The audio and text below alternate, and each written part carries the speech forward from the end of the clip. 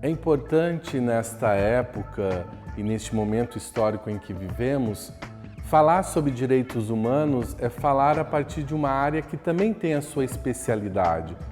Não é como estar na feira e quem grita mais alto vai criar um consenso ou um conceito sobre direitos humanos. E no dia de hoje nós queremos debater uma coisa fundamental. Qual é o direito da criança e do adolescente frente à participação?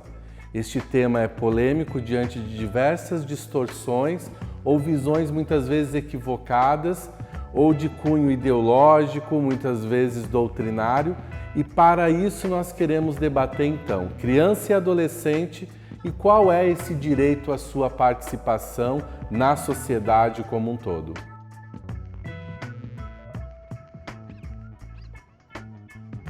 Para falar sobre qual é a concepção de infância ou de criança e adolescente e de participação, é preciso superar as visões distorcidas, equivocadas, baseadas muitas vezes em correntes ideológicas ou em correntes doutrinárias.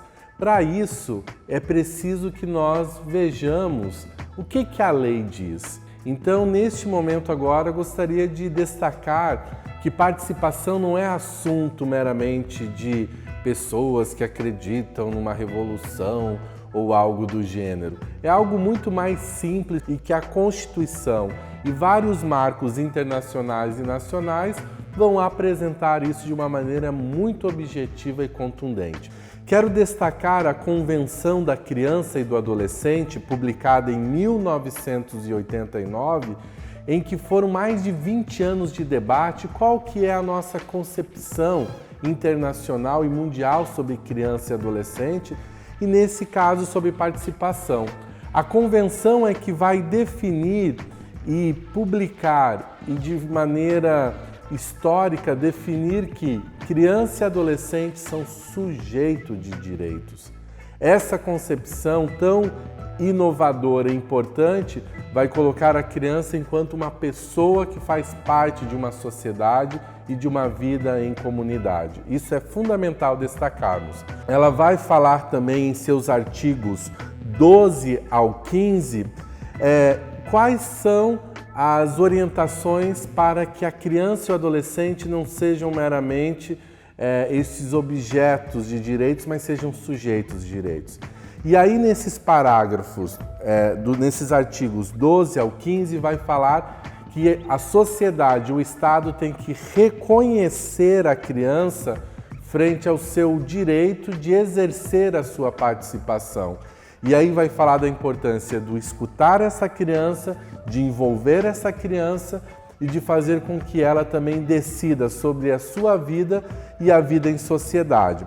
Por exemplo, no artigo 12 da Convenção vai falar: garante às crianças e adolescentes não só o direito de expressar suas opiniões de maneira livre, como também de ter a sua opinião ouvida e devidamente levada em consideração. Sua opinião deve ser ouvida e levada devidamente em consideração.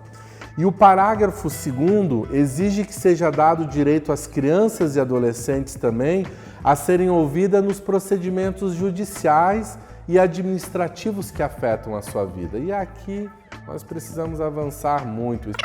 No entanto, muitas vezes juízes, muitas vezes os sistemas, os serviços públicos não consideram a opinião dessa criança. Muitas vezes na sala de aula a professora e desde a diretora não consideram dentro do projeto político e pedagógico a escuta e a voz dessas crianças e como nós já debatemos em todas as instâncias. Já o artigo 13, ele vai reafirmar que o direito à liberdade de expressão e de procurar, receber e divulgar informações e ideias de todo tipo, independente de fronteiras, de forma oral ou escrita ou impressa, por meio das artes ou qualquer meio escolhido pela criança e adolescente. Então, o direito à expressão e à informação. E olha que bonito, com as expressões em que as crianças escolherem ou que forem melhor ou adaptadas a elas. Aquilo que nós falamos de linguagens mais lúdicas ou que envolve esse imaginário infantil, que é diferente da etapa da vida de um adulto neste caso. Já o artigo 14 reconhece também o direito à liberdade de pensamento e de consciência e de crença. Gente, olha que coisa mais bonita. Então nós estamos falando da perspectiva da criança de fazer parte de grupos, de demonstrar, de fazer parte também de um processo religioso, cultural, social e até político. O artigo 15 vai dizer que o direito de crianças e adolescentes à liberdade de associação e de realizar reuniões pacíficas. Não estamos falando que temos que disseminar grupos de crianças para um terrorismo, para um confronto violento, mas todas as formas de agremiações, todas as formas de organização, todas as formas de agrupamento, e aí as organizações e os movimentos contribuem muito por isso. E muitos criticam esse processo de associação ou de fazer com que a criança faça parte de um lugar. Mas é importante colocar qual que é o crivo dos direitos humanos de criança. Esses lugares, como mesmo diz, são lugares de reuniões pacíficas, mas eu gostaria de acrescentar aqui uma interpretação, não só reuniões pacíficas, como espaços para o seu desenvolvimento saudável. Alguns às vezes acabam dizendo que a criança participa de tal espaço, isso é melhor do que o outro. A gente sabe que na experiência prática existem pseudas participações. Se um lugar não gera na criança uma visão crítica da realidade, do mundo, da sociedade, dela enquanto ser humano, e começa a alienar essa criança dentro de uma visão de mundo paralelo ou de uma perspectiva abstrata de realidade, eu acho isso muito mais danoso do que propriamente aquilo que muitas vezes as pessoas criticam da criança fazer parte de um grupo político, de agremiações que tem esse viés mais crítico frente à realidade. Então tomemos cuidado com essas pseudo-participações. E aí eu quero fazer uma crítica direta. Hoje existem diversas igrejas nas periferias, nas comunidades, nos centros, e a gente está perdendo a capacidade crítica. Então a pergunta é: qual o espaço qualificado de participação? Qual o espaço qualificado de se reunir? Uma religião, um grupo que não leva o ser humano a uma visão mais crítica da sua vida e da vida de quem está em torno, essa tem que ser questionada e tem que ser reorganizada por um princípio mais crítico e que possa realmente emancipar pessoas para uma visão mais reflexiva e contundente frente às suas vidas e seus direitos. Um outro dado importante que é o Estatuto da Criança, que é, na verdade, a reprodução deste enfoque, desta visão política e social da Declaração dos Direitos da Criança que a ONU divulgou e promulgou. O Estatuto da Criança ele vem orientar e vem se transformar numa lei brasileira essa perspectiva. E um outro material fundamental que nós temos no Brasil é o Plano Decenal dos Direitos Humanos de Criança e do Adolescente, que ele foi construído em 2010 e ele vai definir quais são as diretrizes, os eixos e as possíveis metas frente aos direitos humanos de criança. E aí existe o eixo 3 deste plano, que vai falar da importância do protagonismo e da participação de crianças e adolescentes. E aí esse documento é muito interessante, que a ideia é que cada estado e município pensem em ações concretas para assegurar esse protagonismo e essa participação. E é nesse eixo onde vai se trabalhar a importância da criança participar dos conselhos, das conferências e de ter esta visão de que a criança faz parte de todos os processos políticos e sociais do país, do mundo e também desse processo comunitário que tem a ver com a sua rotina. E para terminar essa questão mais brasileira, existe uma resolução que é a Resolução 149 do CONANDA, que vai falar da importância de considerar a participação da criança em todos os espaços e instâncias de deliberação. E aí, recentemente, o CONANDA publicou uma outra resolução para falar sobre participação, que é a participação das crianças nos conselhos de direitos. da onde define as políticas municipais, estaduais e nacionais e da onde também delibera sobre fundos e orçamento público. E aí o CONANDA, com essa resolução 191, ela vai dizer que a criança tem direito e deve ser assegurado a sua participação nas reuniões dos conselhos de forma orgânica. Eu gostaria de ressaltar que na 10ª Conferência dos Direitos da Criança, que aconteceu em Brasília, foi reafirmado a importância de nós desenvolvermos instâncias e espaços de participação de crianças quilombolas, ribeirinhas, refugiadas, sem terra, sem teto, crianças em serviços de acolhimento, porque essas crianças ainda vivem numa certa invisibilidade dos seus direitos ou da garantia de seus direitos. E é importante que as políticas públicas, os governos, os conselhos, as redes e os fóruns e os movimentos organizem esses grupos de criança nessa perspectiva de construção de uma política de participação de crianças e de todas as crianças, até mesmo grupos de crianças e adolescentes LGBT e etc. Esse é o desafio para a infância a partir do seu marco legal. E essa 10ª conferência foi um marco porque mais de 500 crianças de diversas etnias, culturas, expressões, grupos e coletivos participaram. Desde crianças sem terra, quilombola, LGBT, crianças com deficiência, crianças em serviços de acolhimento, crianças indígenas, ribeirinhas e tantas outras crianças. Então nós consideramos a 10ª conferência e todas as suas deliberações como um espaço também decisório, político e legal para o país frente ao direito à participação. Portanto, não é por falta de legislação, não é por falta de marco constitucional ou de marcos internacionais que não devemos assegurar os direitos da criança e do adolescente à participação. Isso é um enfoque legal, jurídico, constitucional e estatutário. Portanto, vamos superar essas distorções e vamos valorizar o tema da participação na vida de crianças e adolescentes.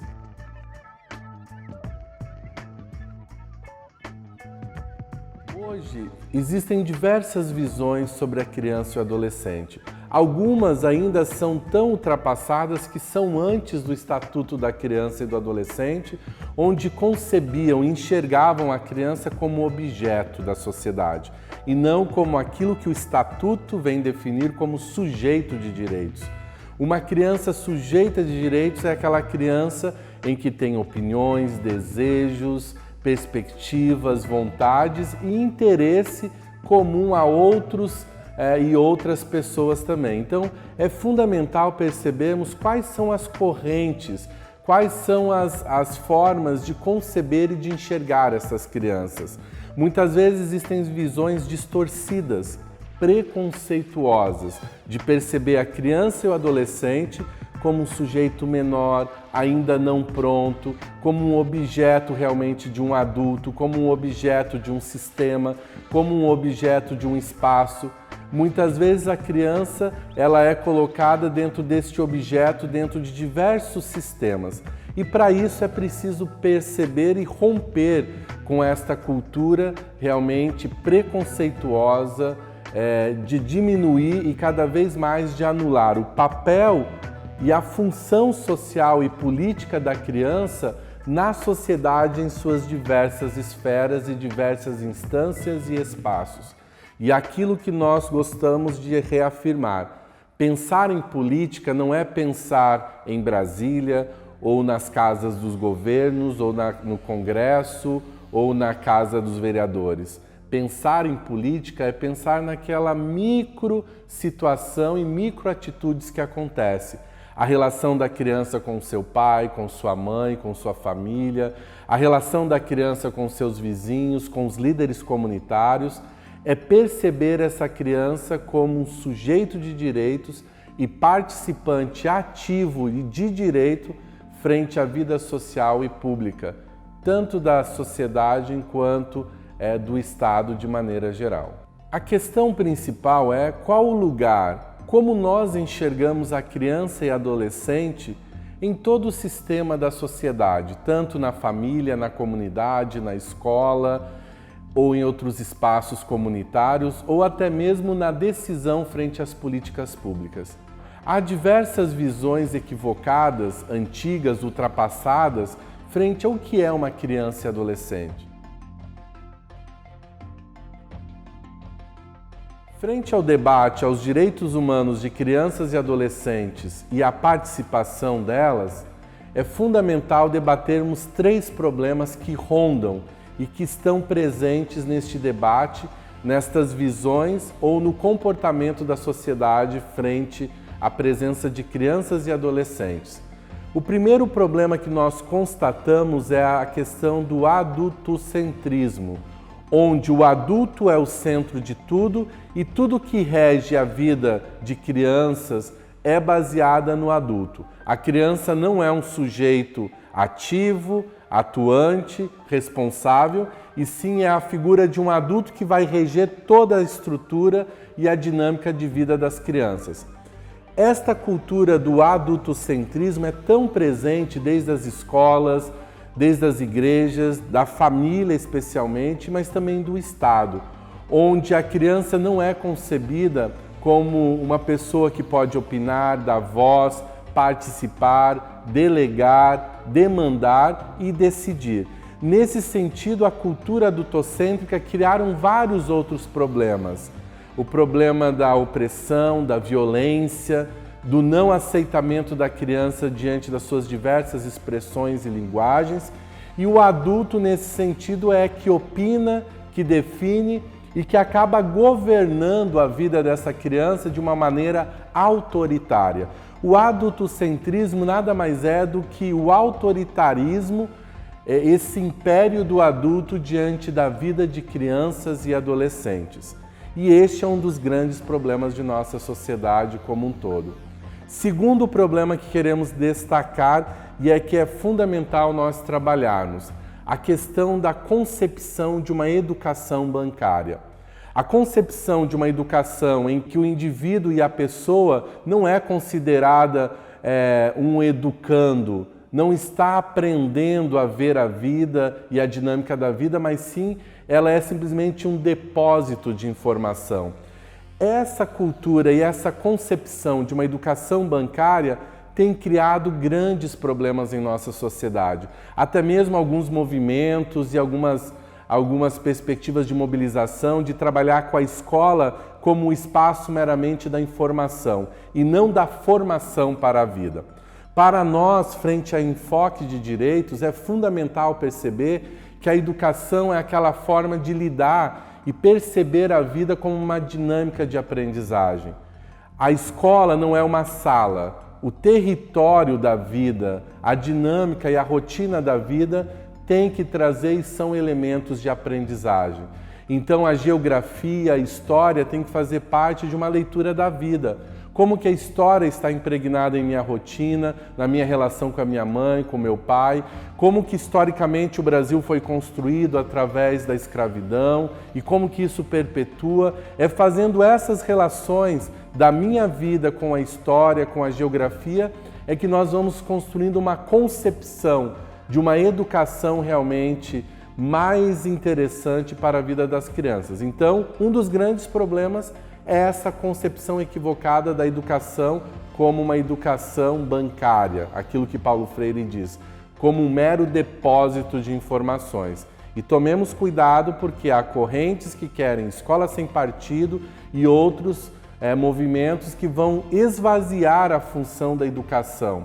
E a escola é um dos potenciais e um dos elementos que vai disseminar o rompimento dessa cultura de não ser uma mera reprodução de informações.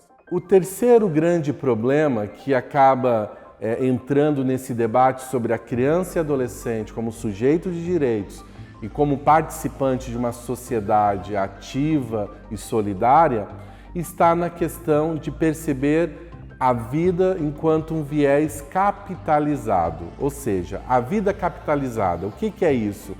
É esvaziar o sentido da vida, o tempo da vida, baseado no mero ciclo de produção. E o que isso tem a ver com direitos humanos e criança? A criança, nesse sentido, ela não produz, ela não faz parte do bem que hoje se propaga de capitalizar a vida, porque ela não produz, ela é um ser em desenvolvimento que merece ter tempo para brincar e ela não faz parte desta engrenagem de produção e de mercado. Então, se a criança não faz parte da engrenagem do mercado, da produção, logo ela é um ser inferior. Agora, isso é utilizado muito por uma ferramenta do mercado de utilizar a criança como consumidor. Então, a vida capitalizada e o problema desta vida capitalizada é em que a criança ela fica subjugada ou ela fica julgada por um sistema em que cada vez mais coloca aqueles que não produzem, aqueles que não consomem como pessoas não existentes, como aqueles invisíveis de uma sociedade. E isso é fundamental perceber. Uma criança e um adolescente, eles precisam muito mais receber do que dar dentro desse viés, desse sistema. E é importante nós termos essa consciência desse sistema que acaba aprisionando uma concepção, retirando o direito de brincar, retirando o tempo do ócio, retirando o tempo da aprendizagem.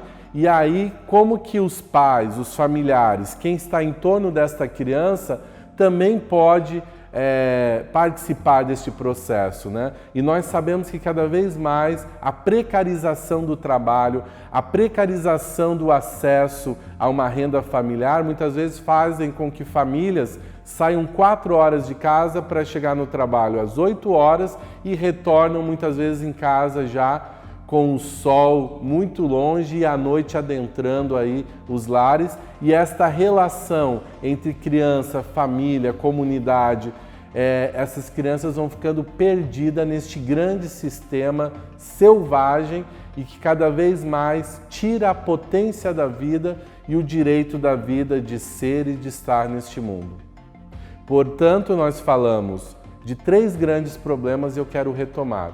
O primeiro problema que nós falamos é o problema do adultocentrismo. O segundo problema, a questão da concepção equivocada e errada de uma educação bancária para a vida. E o terceiro, o problema de uma vida capitalizada por um sistema que não pensa no desenvolvimento, no direito de ser e sim no direito de ter, consumir e produzir.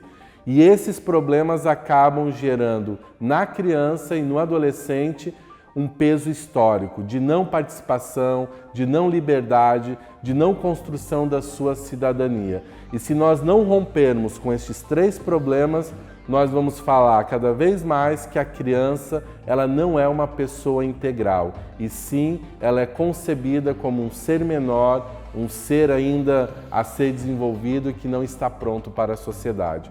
Nenhuma criança e adolescente tem que receber essa informação. Ela não é o futuro. A criança é um presente existente. Ela carrega emoções, carrega desejos, carrega visões de mundo. E isso é preciso ser potencializado e não diminuído. Existem 3 perspectivas centrais para nós desenvolvermos, investirmos, pensarmos de forma prática sobre a participação de crianças. A primeira perspectiva está em rompermos o paradigma anterior, ultrapassado, conservador, equivocado, preconceituoso, para um paradigma mais moderno, atual, baseado no Estatuto da Criança e no grande debate político e nas diversas experiências como nós contamos sobre participação. Parece algo simples, mas é desvelar, tirar também, desobstruir os nossos olhos e enxergar a criança como uma pessoa. E essa pessoa como uma pessoa que opina, que tem voz e que pode e deve participar de todas as instâncias. Todas as instâncias é lugar para a criança e adolescente. Se não é lugar, modifiquemos essas instâncias, as metodologias, a forma de ser e estar. E eu costumo dar exemplo no judiciário, muitas vezes, onde uma juíza vai conversar com uma criança dentro de uma mesa gigantesca, numa sala fria, com computadores. Uma criança que tem que ser escutada, ela tem que ser escutada dentro de um lugar diferente, colorido, amigável, acolhedor, porque isso faz parte do ser e do estar da criança. A dimensão da ludicidade, portanto, não é que a criança não tem direito de estar nos espaços. Os espaços não estão preparados para a criança e o adolescente. A segunda questão está no campo do controle social. Nós temos que investir no controle social da participação na vida de crianças e adolescentes. Isso tem a ver com o quê?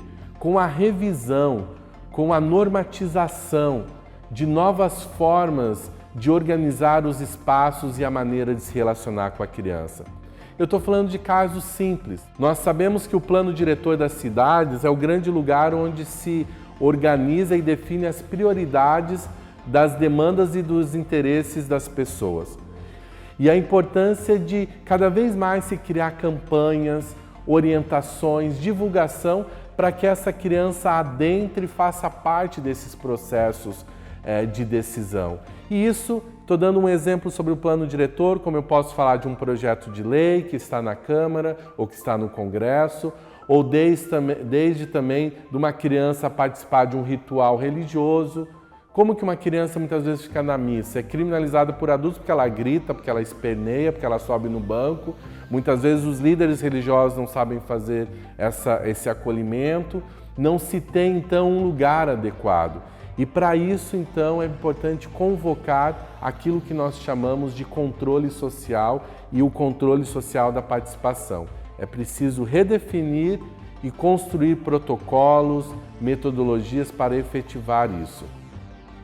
E a terceira perspectiva, que eu considero a mais polêmica no dia de hoje, diante de diversas compreensões equivocadas, é o direito ao associativismo, o direito de se associar, de se agremiar, de se juntar, de se grupar, de se organizar junto com outras crianças e adolescentes. Essa dimensão ela é fundamental na vida humana e na vida social, porque é onde o indivíduo acaba compartilhando experiências, se formando também através da diferença, através da expressão. Então, essa dimensão do associativismo frente ao direito humano de criança e adolescente, e aí relacionando com a participação, há diversas correntes que dizem que as crianças não têm que se organizar, que não têm que pertencer a um grupo, a um coletivo, a um espaço de participação colegiada, que há diversas manobras e processos de alienação. Muito pelo contrário, estar junto, se organizar é fundamental para a vida humana e uma vida em sociedade. Nesse sentido, o Brasil tem um dever de disseminar e desenvolver cada vez mais estratégias de fortalecimento dessas instâncias, desde os grêmios estudantis, desde os coletivos comunitários, desde as pastorais, das organizações e dos diversos núcleos de se organizar. Muitos questionam crianças participando de movimentos sociais, mas é impressionante que ninguém se pergunta ou indaga sobre a criança em participações de grupos religiosos.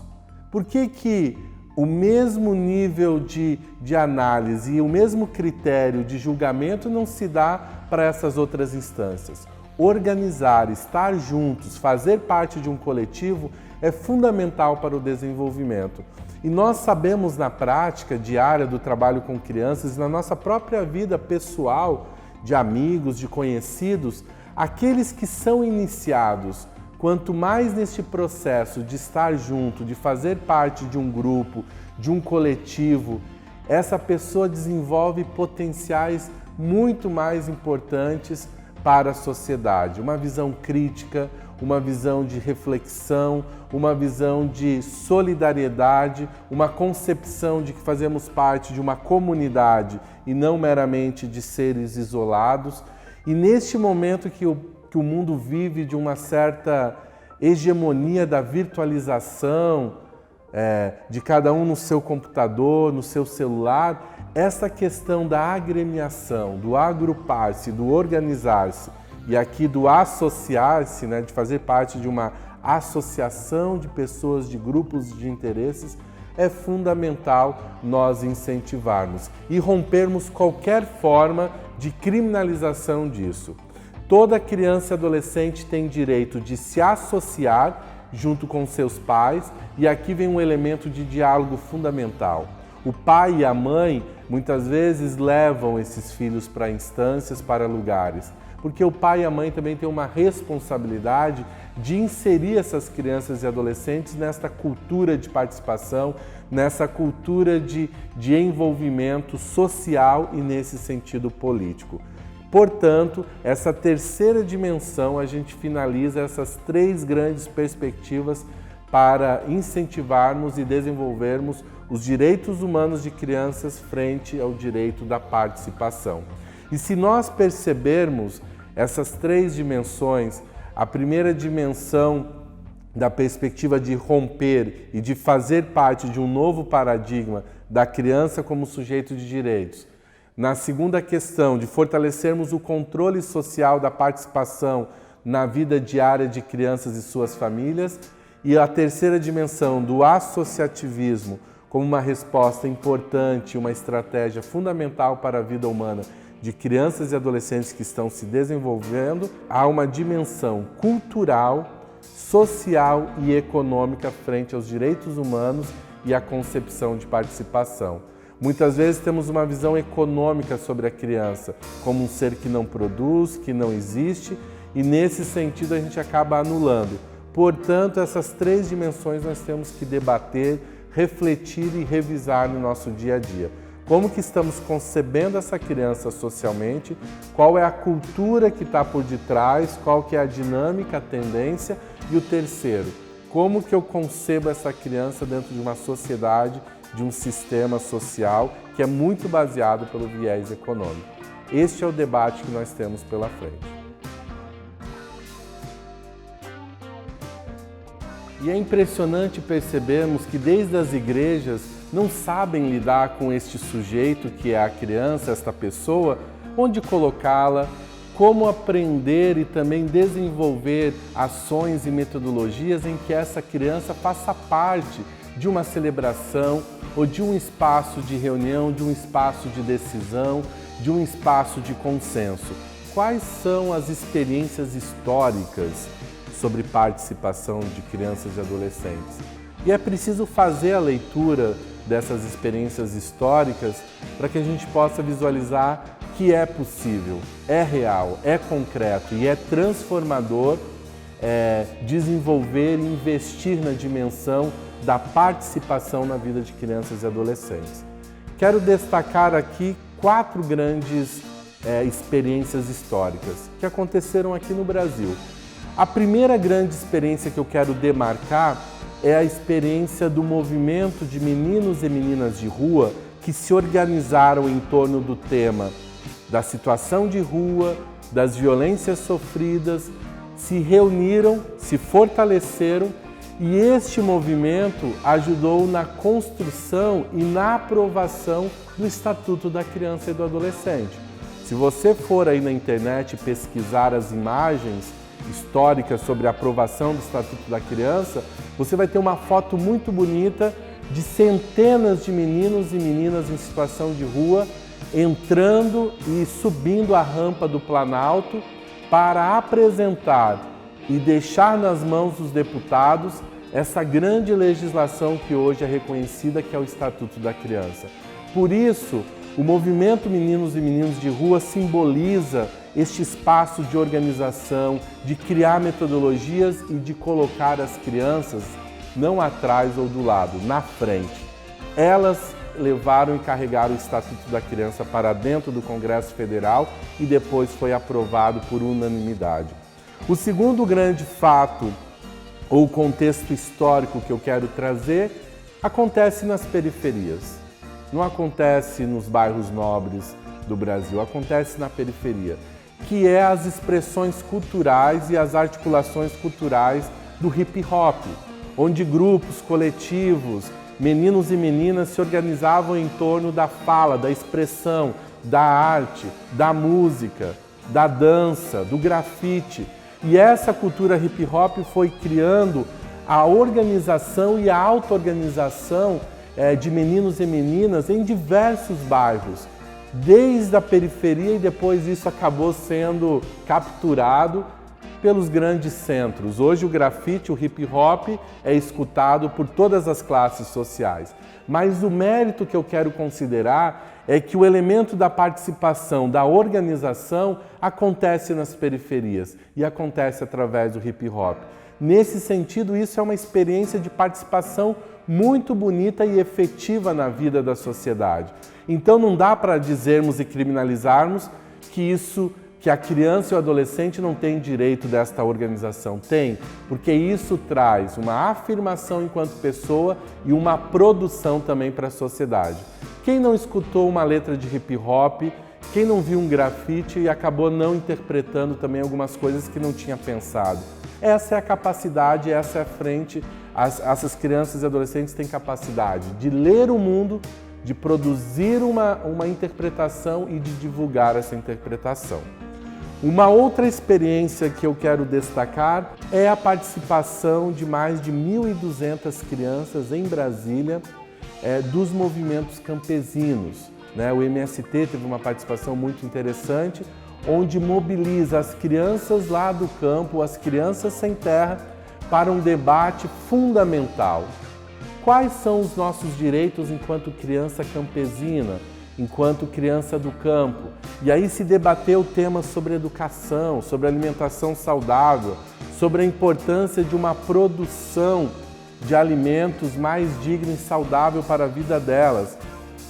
E foi uma experiência histórica porque foi uma organização de crianças e de um grupo invisível dentro da política da infância. Se você olhar o Estatuto da Criança, você vai falar sobre crianças em serviço de acolhimento, em medida socioeducativa, o direito da criança à saúde, o direito da criança a uma boa alimentação. Agora, trazer as diversas infâncias, nesse caso as infâncias campesinas, é uma forma de organizar e de trazer para o debate público, e aí no final do encontro, isso que foi o mais bonito, apresentaram uma carta de reivindicações e que essas reivindicações possam se transformar em políticas públicas, que hoje ainda não tem políticas direcionadas especificamente para esse grupo. Muito pelo contrário, teve o fechamento de escolas no campo e essas crianças estão reivindicando esses direitos tantos que elas têm totalmente, historicamente, aí o dever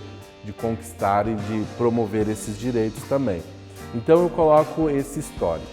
E para finalizar, não em ordem histórica ou cronológica, mas eu queria dar uma ênfase a essa experiência de participação no Brasil, foram as ocupações das escolas.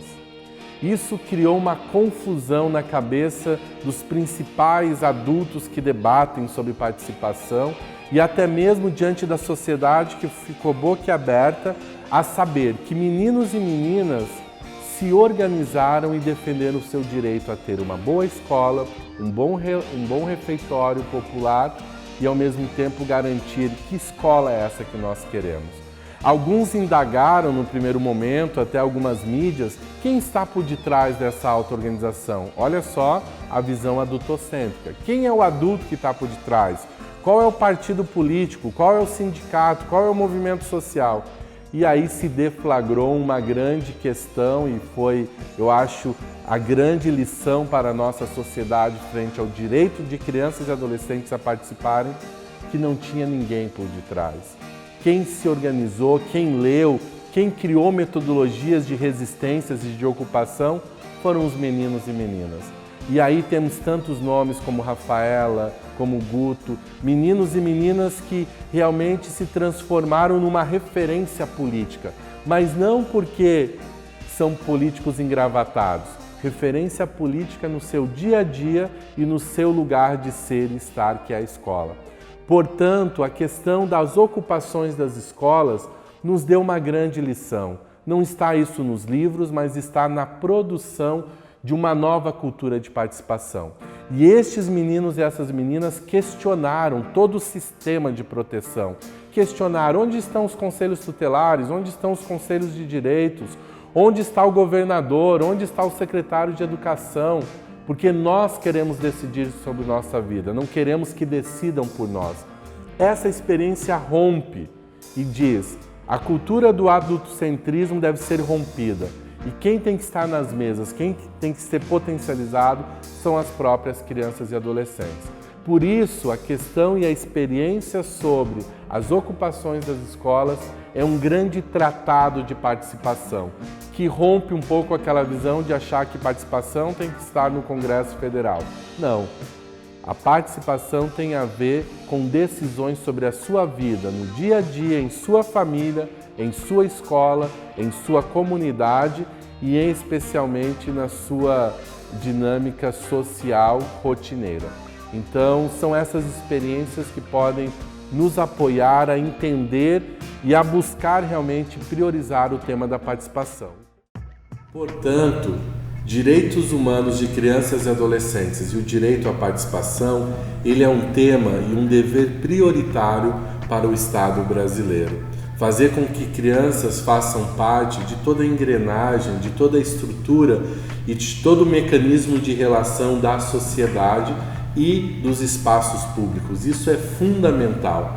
Romper com as diversas formas de discriminação, de concepções equivocadas, que muito mais oprimem, excluem e muitas vezes matam crianças e adolescentes, é um fator essencial e isso tem a ver com participação. Entender a criança não como objeto, mas como um sujeito de direitos. E nesse sentido, a participação social prevista pela Constituição Federal é a forma e o componente essencial para a redemocratização do Estado brasileiro. Uma democracia forte onde todos e todas têm os mesmos direitos, os mesmos acessos e as suas opiniões são levadas em conta nos processos de decisão.